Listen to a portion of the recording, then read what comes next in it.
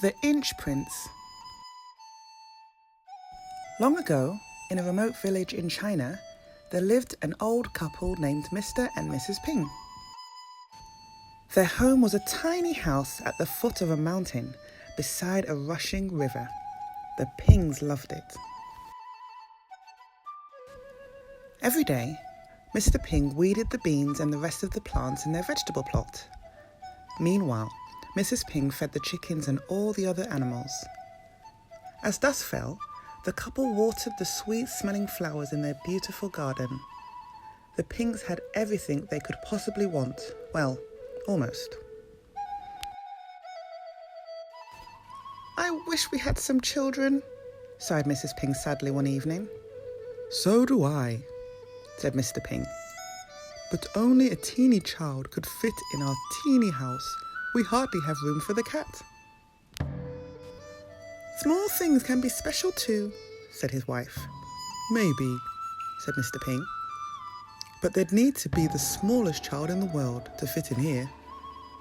"I wouldn't care if they were just 1 inch tall," said Mrs. Ping. At that very moment, a fairy happened to fly past. She overheard what Mr. and Mrs. Ping were saying. She noticed their healthy, plump vegetables growing away in the sun, not to mention their contented animals, and their enormous blossoming flowers. "These two are obviously very good at looking after everything around them," thought the fairy. "They deserve to be looked after too." With that, she hovered over the Ping's tiny house, waved her wand, and whispered some magic words. "Jumping beans and flying fish, give these folk their dearest wish." Soon afterwards, Mr. and Mrs. Ping became the proud parents of a teeny-weeny boy.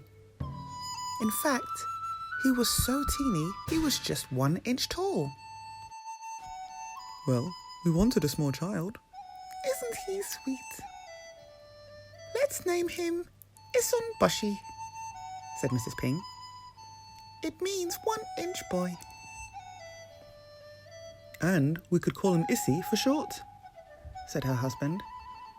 Very short," he added with a smile. Time passed quickly for the Pings and their new son. Each year their vegetables grew more plump, their animals grew bigger and fatter, and their flowers grew so tall they almost fell over. But Issy never grew any higher than 1 inch tall. "Maybe if I stand on tiptoe?" Issy was so tiny, the Pings had to find new uses for everyday objects. A bottle top from Mr. Ping's homemade rice wine became a bathtub. One of the shoelaces from Mrs. Ping's pink walking boots was turned into a scarf. A dried pea made a great ball. Mrs. Ping's button collection was put to good use as dinner plates.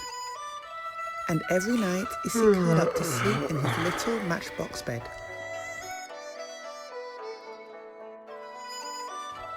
When he was 18 years old, it was time for Issy to leave home.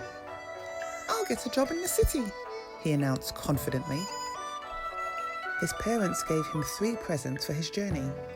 He had a rice bowl for a boat, 2 wooden chopsticks, which made for a fine pair of oars, and a sword to defend himself.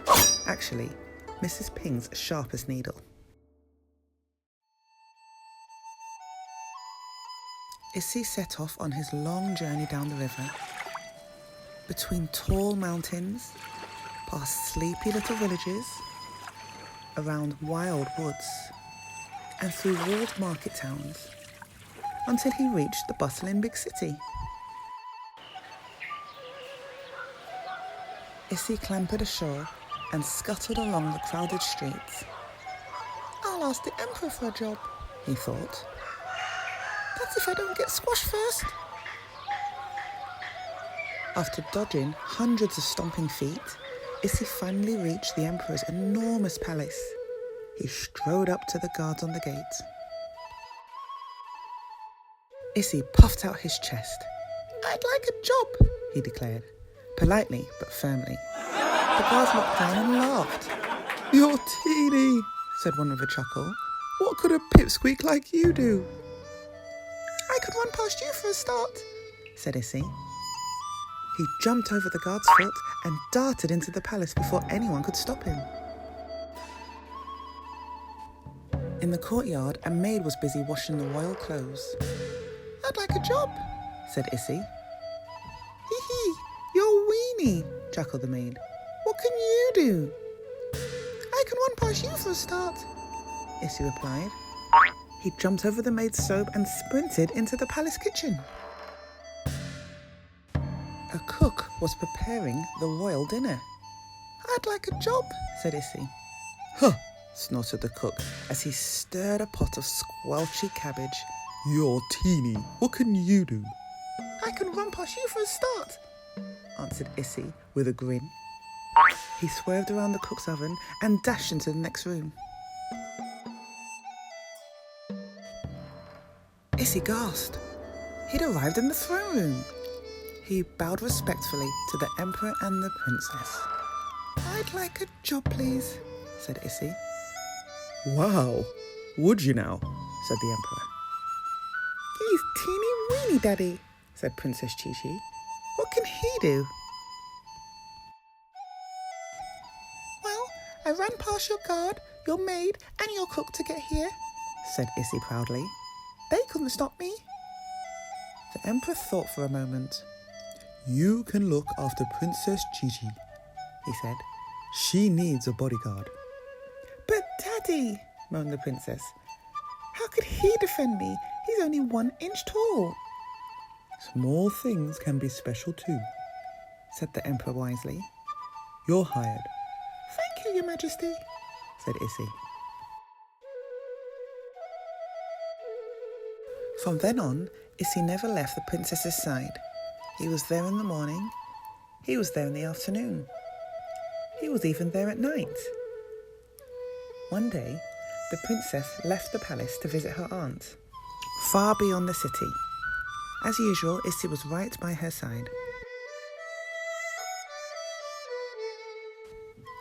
After many miles, they came to a dark forest.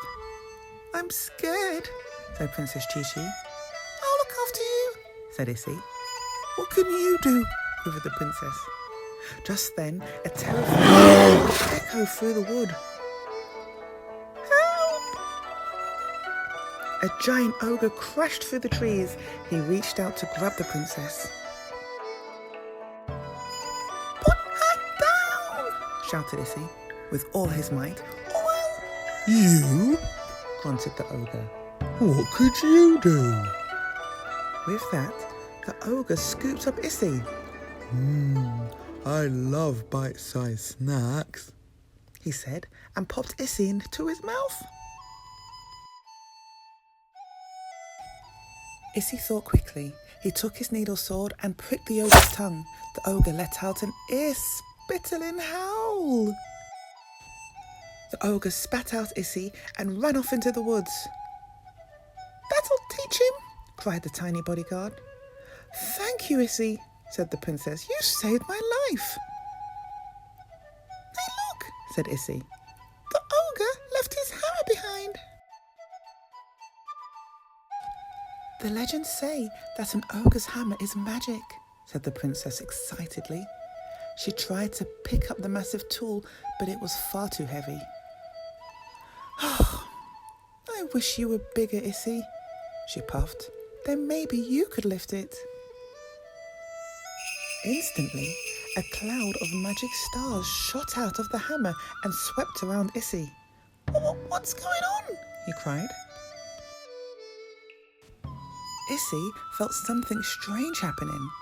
His arms seemed to be getting longer, and his legs, in fact, his whole body was getting bigger and bigger and bigger. Seconds later, he found himself standing shoulder to shoulder with the princess for the very first time. "I'm as tall as you," cried Issy. "The hammer must have granted your wish." The princess fell in love with Issy, but not because he was tall. She loved him because he was brave.